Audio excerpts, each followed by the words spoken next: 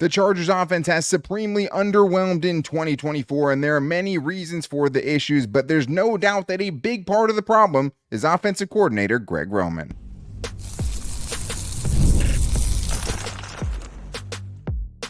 You are Locked On Chargers, your daily podcast on the Los Angeles Chargers. Part of the Locked On Podcast Network, your team every day.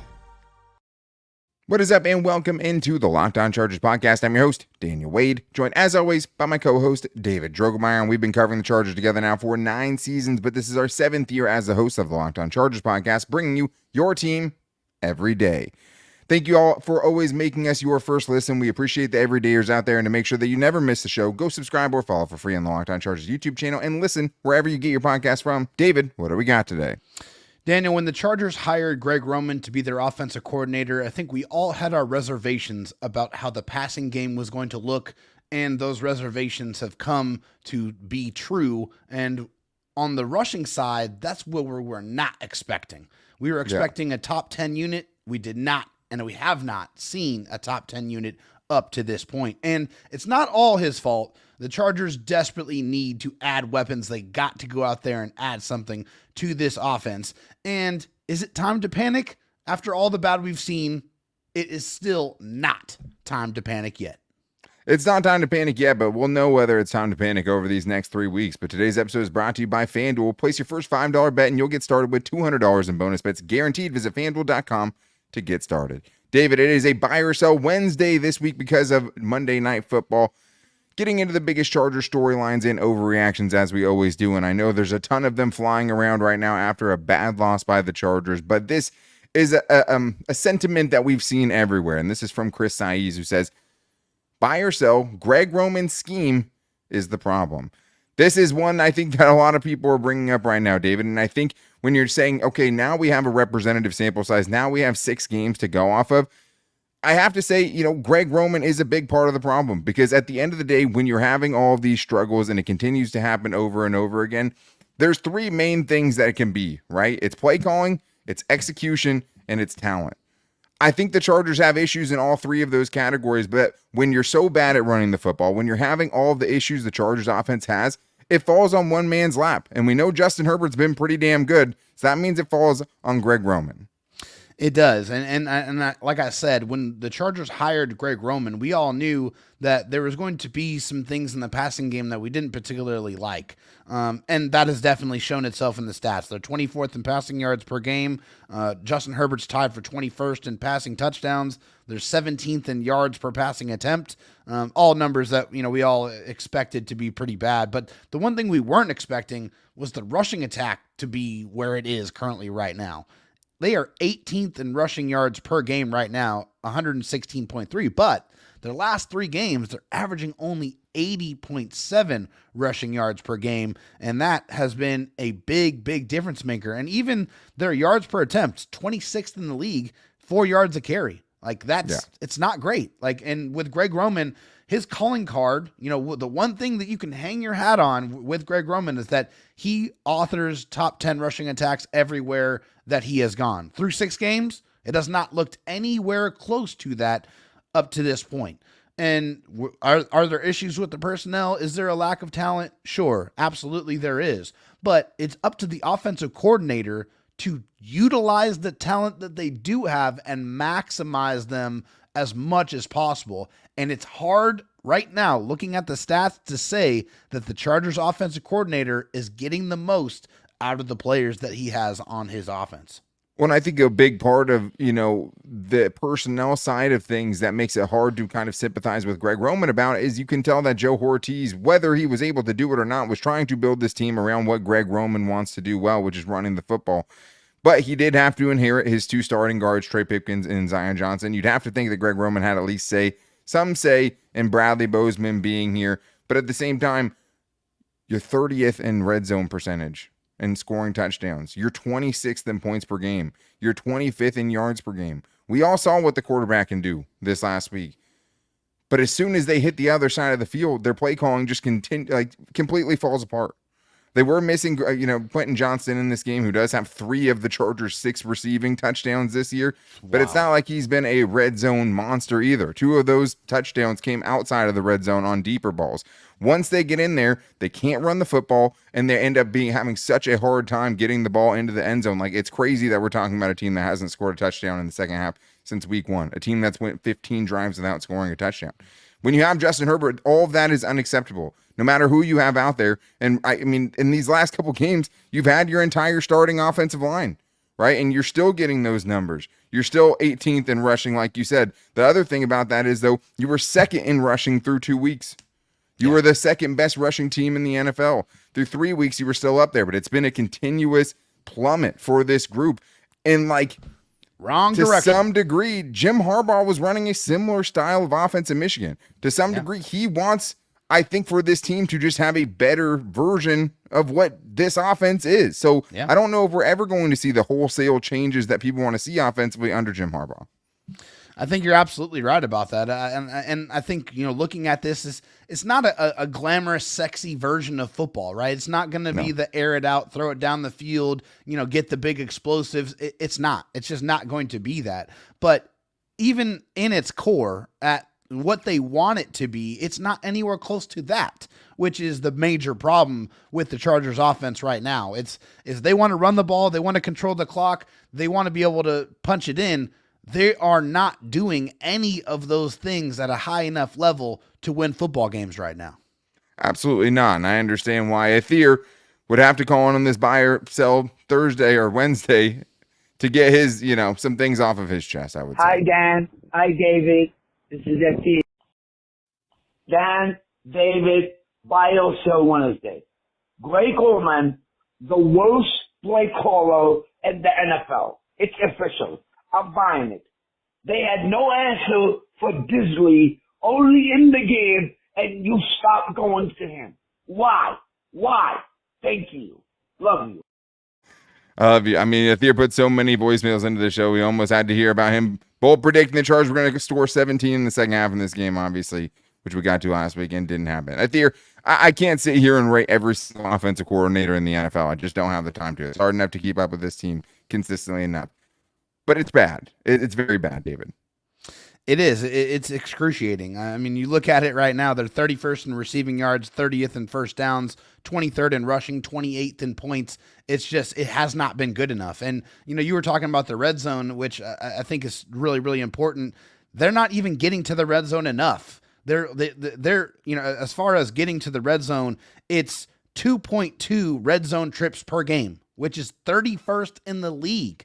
And then when they do get to the red zone, they're only scoring 5 out of 13 potential times, which is a red zone scoring percentage of 38.46%, which is 30th in the NFL. So not only is the rushing attack not working, the passing attack has looked better more recently because they've had to go to it more often, but they're not getting to the red zone. And when they are getting there, they're not punching it in. So there's so many different issues with this offense, and Greg Roman has to take a lot of accountability for how it has looked because at the end of the day, he's the maestro.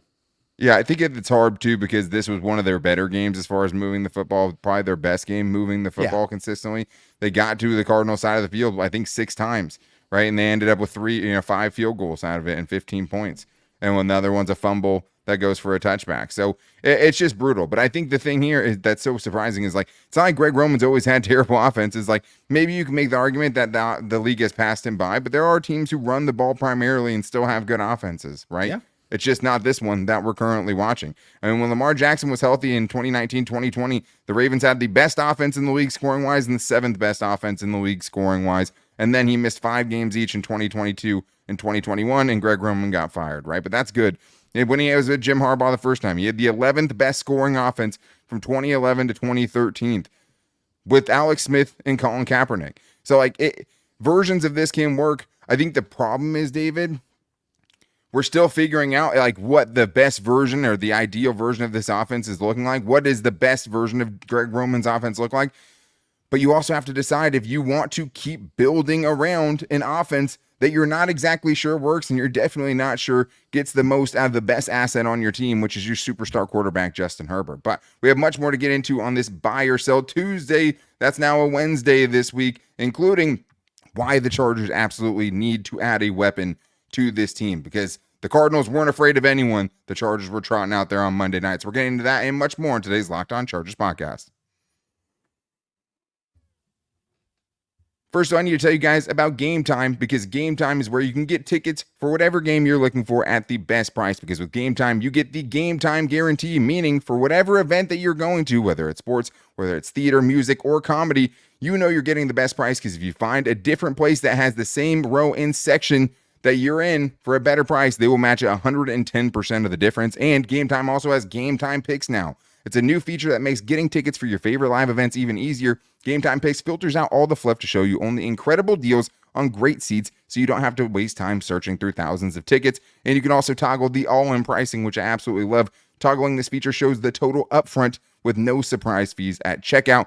Take the guesswork out of buying tickets with Game Time. Download the Game Time app, create an account, and use the code LOCKEDONNFL for $20 off your first purchase. Terms apply. But again, create an account, redeem the code LOCKEDON NFL for $20 off. Download Game Time today. What time is it? Game time. I also need to tell you guys about Prize Picks, because Prize Picks is America's #1 daily fantasy sports app with over 5 million active members. And Prize Picks is also the easiest and most exciting way to play daily fantasy sports, because unlike other apps, on Prize Picks, it's just you against the numbers. All you have to do, pick more or less on 2 to 6 player stat projections and watch the winnings roll in. Prize Picks also offers weekly promotions that can lead to big payouts like Taco Tuesday. Each Tuesday, Prize Picks discounts select player projections up to 25% to provide even more value for your lineup. So let's say that this weekend, the more than or less than for Justin Herbert's passing yards is 200. On Taco Tuesday, you could potentially get that at 150. Same with J.K. Dobbins, let's say more or less than 100 rushing yards. Now that would go down to 75 rushing yards. That's what you can get on Taco Tuesday, and they have a bunch of great promotions like that. And it's also the best way to get action on sports in most states, including California, Texas, and Georgia. Download the Prize Picks app today and use the code LOCKEDONNFL, and you can get $50 instantly when you play just $5. That's code LOCKEDONNFL on Prize Picks to get $50 instantly when you play that $5. You don't even need to win to receive the $50 bonus. It's guaranteed. Prize Picks, run your game. All right, Dave, we have more buy or sells to get into here. And I mean, we had a lot of buy or sells that were very similar to this next one that we're going to get into. So we basically just kind of summed all of the buy or sells that we got on Twitter at LockedOnLAC and the voicemails into this. Buy or sell, the game on Monday night showed that the Chargers absolutely need to add a weapon. Are you buying or selling that? I'm buying it. And I think it was because, hey, Ladd McConkey's great, and I still think, he has a ton of potential, and he is a guy that's going to be a fixture and a focal point in this offense going forward, hopefully for, several years. I can see his application, but he's not a game wrecker, just at least not up to this point in his career. The Chargers don't really have that guy, so they need to go out there and add somebody that defenses have to game plan for, that they have to worry about, that they have to try to take away, because then that's going to open things up for somebody else. Because, hey, you can really only double team so many people before other people get one-on-one matchups. Then it's up for those guys to win those matchups for your offense. Yeah, and I think the crazy thing is like Ladd McConkey's already getting some special attention. Like teams are already catching on to the fact that in big moments, Ladd McConkey is a guy the Chargers want to go to. I think that's why you didn't see him involved super early in this last game, because they were saying make someone else beat us in those situations, and that's how good Ladd McConkey has been. Problem is you, especially without Quentin Johnson, didn't have other guys in this game that they were worried about beating you one-on-one, and that's why you see the best game from Will Dissly. That's why you see the best game from Joshua Palmer. But what we also saw is that it wasn't enough, right? The Cardinals were not intimidated by any offensive player outside of Justin Herbert the Chargers had out there on Monday night. They were saying, make Justin Herbert and with these weapons have to beat us a little bit at a time. We will sell out to stop the run because we don't actually fear you, especially in the deep part of the field. Now, the Chargers did have a 41-yard gain to Jalen Reagor that he fumbles into the end zone. The Chargers did have a bunch of 15-plus yard chunk plays in this game. They made them pay for it a lot. But eventually, when you have to live that way and you have no running game, it becomes even more apparent that you need more on this offense. And I put weapon specifically for a reason, because like I don't think it has to be a wide receiver. David, I know you put probably, a little bit of an emotional tweet out there, right? Right after that game, you said, go get Justin Herbert a wide receiver 1 right now. I think the problem with that is, where is he, right? Where's the wide receiver 1 you're going to go get? Because it's like you already saw some movement in that regard. Amari Cooper has that kind of ability. Devontae Adams has that kind of ability. Who else is there, right? Is T. Higgins that guy? Do you try to make a big swing like that? I also think, if you wanted to go with a David Njoku, right, you could help a lot. You could lean into those 2 tight end sets because right now you're running all these huge packages out there, but the actual receiving options you have out there in those packages aren't good enough to beat other teams consistently. Will Dissly's great. Now imagine you have somebody else next to him, right? Yeah. It's very obvious this Chargers team needs to add a weapon. It's very obvious they don't have enough. I would be checking in on DeAndre Hopkins. I saw Stephen Haglund bring up Darius Slayton as a guy that can make some sense. I think that's a great option, honestly. Yeah. You add Darius Slayton right now, he leads the Chargers in receiving yards. He has 25 receptions for 312 yards. Like, this is a guy who has 700 yards in 4 of his last 5 seasons. So I think sneakily, this is a guy you can add that can really make a difference right away. And I think Deontay Johnson is another name you can throw out there. The Panthers are 1-6. They're not going anywhere. They're not winning a lot of games. They've been outscored 133 points through 7 games. So he's on an expiring deal. I think those are a couple of guys that make a ton of sense for the Chargers to make a run at and try to add to their team because they're still in the thick of it in the AFC and they still need to go make a move. Yeah, it was a great call by Stephen Haglund, a guy I hadn't really thought of just because, he is a legitimate deep threat that could open things up and make things easier for guys that have very opposite skill sets with Ladd McConkey and Quentin Johnson and Josh Palmer. It's a great call and a guy that makes a lot of sense. The home run probably isn't out there, but it doesn't mean there aren't ways that the Chargers should try to add to this team. And honestly, with the AFC as messy as it is right now, why not? If it's costing you anything less than a day 2 pick, right? If it's a worse pick than that, do whatever you got to do. Yeah. Because you have a legitimate great chance to make the playoffs still in this season and maybe some cheap options out there to help you do it. But one guy I think that also brings some of that skill set is DJ Chark, who did not make it back for this last game. Is technically still on injured reserve. But David, do you think this is the week? Buy or sell, we see DJ Chark play this weekend against the Saints. Yeah, I mean, I think for this one, I'm going to buy it first and foremost. The DJ Chark, has to be close. There's no way that the Chargers would have started his 21-day practice window if he wasn't close enough to come back reasonably he was questionable quickly, for the game, right? Yeah, and he was questionable. But you know what I think? I think they used last week as a ramp-up week to try to knock the rust off, try to get him involved in the offense, try to get that chemistry back with Justin Herbert. And then that ramp up is going to continue this week. And I think it's going to get to where we get to the runway and we take off. So I do feel like this is the week that DJ Chark will make his NFL debut for the Chargers in 2024. Yeah, I'm buying it as well. It does seem like he was close last week. I think he brings a lot of those things we're giving, Darius Slayton credit for in best case scenario. And he was a starter on this team before he got hurt. But let's get to his buy or sell here from Brett Austin, who says, Justin Herbert's influence will ultimately bring Mike Williams back in the building. They could obviously use him in the red zone and at the right cost. A guy we've talked about, David, for the right price would make a lot of sense. Are you buying that Justin Herbert could potentially swing something around and get this move done? I'm buying that Justin Herbert has the ability to open his mouth and say he would want somebody. I'm not buying that he would actually do it at this point, if that makes a lot of sense. But I do feel like it's not a matter or a question of when or who. It's really just a matter, it's not a matter of if he gets traded. It's just when and where he goes. Yeah. I think as far as Mike Williams, the Jets are not using him. They already traded for Devontae Adams, and he's on a 1-year deal. So and they're very, very bad. And they're bad, right? So why not, try to trade Mike Williams, get something out of it, and the Chargers make a lot of sense for obvious reasons. Yeah, it makes a lot of sense. It doesn't fix everything, but I mean, it does feel like in these big moments when blitzes are coming, they're anticipating pressure. It's Justin Herbert kind of floating away and throwing go balls, throwing fades down the sideline, throwing back shoulder throws down the sideline. I mean, there's one person we know that does that very well. I'd rather see Mike Williams going up to get it than Simi Fehoko, even though I think he's performed admirably, but I do not think he should be the guy that's leading your receiving core in snaps in a game. If that's the case, it only backs up more of the fact that this team absolutely needs another weapon. That's not, I mean, we're talking about Jalen Reagor, right? And Simi Fehoko, who has played much better than you could have ever expected, right? But still, if those are your best options and you built this team to run the football, and you you're in can't trouble. run the football, you're going to get exposed. And the Chargers did in the biggest moments on Monday Night Football, and it's the reason they're 3-3 right now and not 4-2. So this team needs something. I don't think we're going to see a home run swing by this team, but at 3-3, it's not time to panic for this Chargers team at all, because they have a very soft stretch coming up, and right now, the American Football Conference is a mess. And if there was ever a time to start slow, it's starting slow in the same season that you have the Jets at 2-5, and you have the Bengals really in the cellar of the AFC. Like, the AFC has been getting beaten up on. It's wide open for the Chargers, and it's not time to panic yet. So we're going to talk about that and more on today's Locked On Chargers podcast.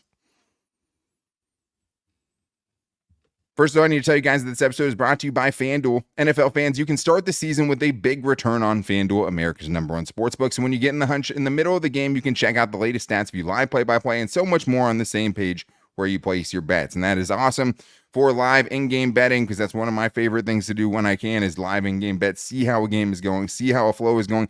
As someone that's watched the Chargers for a long time, I know when things are going to start to collapse. And when I do that, and when I see it coming, it's very easy for me to go live in-game bet. And I usually, when I get that charging feeling, I understand it and I can capitalize on it. But the Chargers odds are already out, and they are a 7.5-point favorite this week against the Saints. Feels like they're going to, the Saints have been in a total tailspin. This is a great get-right game for the Chargers, but that just tells you right there's no excuse for them to lose this game. And you can get started with FanDuel if you want to get in on that action with $200 in bonus bets guaranteed when you place your first $5 bet on FanDuel. That's FanDuel.com. All right, David, we still have more Chargers buy or sells to get into, but thank you to the everydayers for checking out today's show. We appreciate you guys as always, especially when things get tough. It's always nice to have you guys and your support here. Thank you guys for making us your first listen. If you need a second listen, make sure to check out the new slate at Locked On NFL. If you're trying to keep up with everything going on around the NFL, you can get that in 2 30-minute shows now, one with Tyler the Madman Rowland and the barber Tony Wiggins, bringing on the local experts from around the Locked On Podcast Network. So check them out on YouTube or wherever you get your podcast from. David, let's get to this next buy or sell here, which is from Jackson, who sounds pretty reasonable right now amongst a lot of overreactions when he says, buy or sell, it's not the time to hit the panic button yet. At 3-3, there's plenty of season left, and the Chargers can get the ball rolling again. It all feels bad right now, David. When you lose to a bad team, it's going to feel that way. But are you with Jackson that it's not time to panic just yet? Although I did not wear a hat yesterday because I was not in a very good mood, I am in a better mood today, and I am back to my optimistic self. And so I am buying the fact that it's definitely not time to panic yet. The Chargers still have an elite defense. They have not given up more than 20 points in a single game this season, and they have played some juggernaut teams already up to this point with the Steelers and the Chiefs. So you know it's real. It's not just them beating up and dominating the bad teams. At this point, it's every contest that they've been in. And although we have, rightfully so, ripped Greg Roman to shreds up to this point, his track record suggests that he will get the running game back on track because he's been able to do it. So I have some faith that he will be able to whip that unit back into shape and be able to get some productivity from that specific part of the game. So do feel like there's some things, coupled with, the schedule that they have upcoming, there is still work to be done, but there's still a lot of hope that you should have for this season for the Chargers. Yeah, like I said, it's not time to panic yet. I think the nice thing is you have very winnable games, and the AFC is a mess. The next 3 games, you have the Saints, Browns, and Titans. They have a combined record of 4-15. And all 3 of those quarterbacks are hurt on all of those teams. Yeah, that might be a blessing in the case of the Cleveland Browns. But for your overall sentiment, we'll see if Derek Carr can play this week. But they aren't all must-win games. But if they aren't winning these next few games, it will feel pretty hopeless. Oh, yeah. So it's not time to panic yet. I think the hard thing about it is you just lost to a 2-4 team. Any team can have a bad day or a bad game. I think with the offense, it's way too easy to say, okay, well, hey, they just had a bad night on Monday night, because that's something that has persisted throughout the entire season. And even at the beginning of the season, I said this. What happens when the running game doesn't work? I don't care that Justin Herbert's putting up 135-yard games. I don't care that Justin Herbert's putting up 160-yard games. But what happens when the running game hasn't worked? And what we found out, when the running game doesn't work, neither does the offense. So I think the good thing is, because you have a great defense, you don't even really need the offense to improve that much. You don't. which is why it feels like, hey, making a move for a weapon would help, right? Because it doesn't feel like they have to do much more offensively than they're doing to win these games, because even the games they're losing in tight games with all of the issues they have offensively. If it can get a little bit better, they should be a lot better as a team. But let's get to this buy or sell here, which is this is the last year for Palmer, Asante Samuel Jr., and Joey Bosa from Paul Koo. David, are you buying or selling that? So I am going to sell on Palmer. I do feel like that he's a type of player that the Chargers would like, that Jim Harbaugh would like. He's feisty. He plays through injuries. He blocks hard. And I don't feel like he's going to cost a lot because his production hasn't been crazy through the first 4 years of his NFL career. But I do feel like that's somebody they could bring back. I am going to buy it on Asante Samuel Jr. I think his time with the Chargers is done after this season. He has a career high missed tackle percentage so far. He's allowed 12 receptions for 128 yards, no touchdowns, but also no interceptions. And I think that's a big problem. And of course, he was just placed on IR with a shoulder injury. So that's, something that's never going to work in your favor in a game of availability, which brings me to Joey Bosa. Obviously, hindsight is 2020 in this situation. For Joey Bosa, he just has not been able to stay on the field. It's what we've seen repeatedly throughout his career. He's an injury-prone player. It's just unfortunate that that's what the label is, but that's exactly what we've seen. Played 2 games. He's been productive in those games, got a couple of sacks and a forced fumble. But if you can't get on the field, it doesn't matter what you're able to do on the field when you're not doing it in a full-time capacity. Yeah, he's missed 4 games already this season. Played a little bit in one of those games, but basically he's missed 3 games this season, played in 3 games. Last year, he missed all but 9 games. The year before that, he only played in 5 games. Like these last 3 years, basically since he signed that contract, he's been missing time constantly. And every year you hope this is the year he puts it together, but now we're seeing a year already where he hasn't played as much as he has played. Hasn't played, honestly, more than he has actually played, because even in one of those games, he was on a snap count, right? And he barely played it and played like 15 snaps. So I think for this team right now, I don't think this is an overreaction at all. Like, I get what you're saying about Josh Palmer. If that's the case of Josh Palmer, why is Josh Palmer playing the 3rd most wide receiver snaps in a game that Quentin Johnston is not even playing? Yeah. Right? Like, Josh Palmer hasn't been featured weapon in this offense all year. He probably had his best game. He probably was the best wide receiver on the field on Monday night.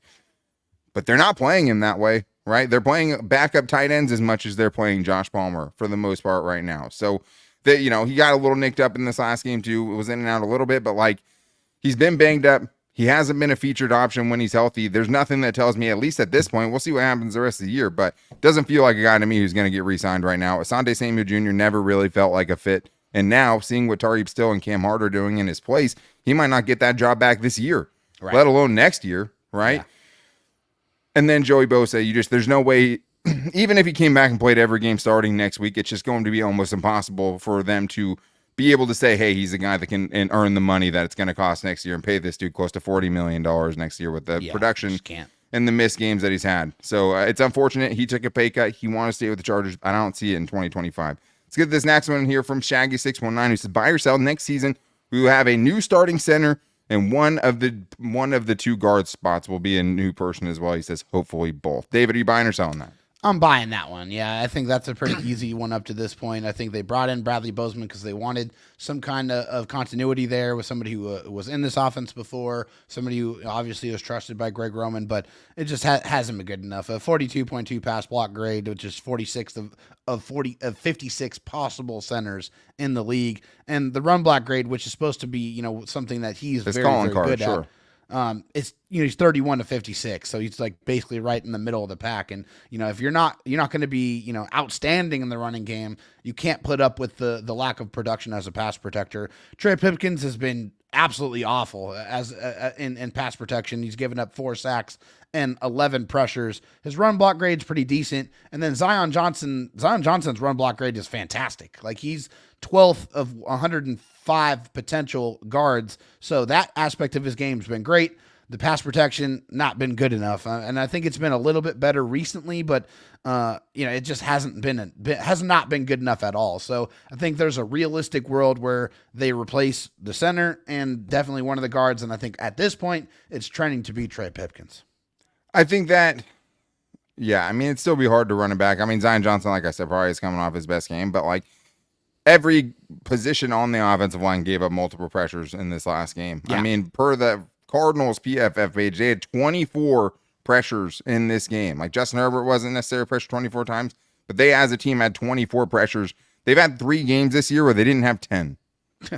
Right? This was easily the most they had gotten all year. They were 32nd in pass rush win rate in going into that game last week. Yeah. And this is the thing. It's like, if you can't do it against that group, how much positivity and optimism can I have that it's going to get better?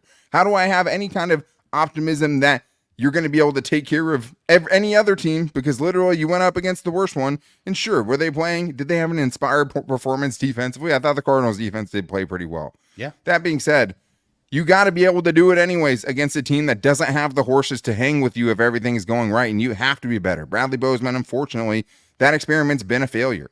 You need to find a center of the future, and luckily, I think 2 out of 3 of those spots probably will be hopefully upgraded next year, and they have the cap space and they have the draft capital to make major renovations in that room. And if this is the offense you want to run, if this is the kind of scheme and the kind of team you want to be, that feels like it has to be one of the number one priorities. But like we've talked about, I mean, there's spots all over this roster that will need to be upgraded going into next year, and a lot of guys that are headed into free agency because there's a lot of 1-year deals on this team. So, yeah, I think it is. I mean, that group has been one of the worst groups on the team. Hard to say, but that's the other thing about Greg Roman too, right? Like, you were hoping he could boost your offensive line, and it's just hard to say that he really has by any means. Like, Rashawn Slater was already good. Joe Alt was probably going to be good with or without Greg Roman.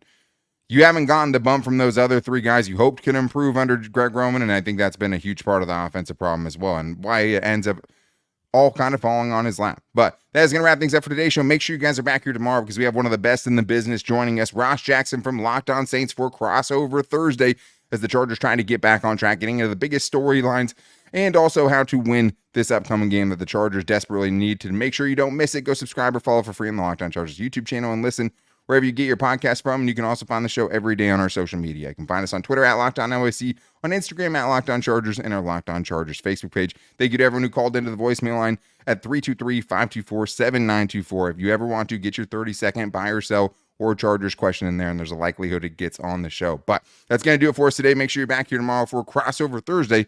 Until then, take it easy and go Bolts.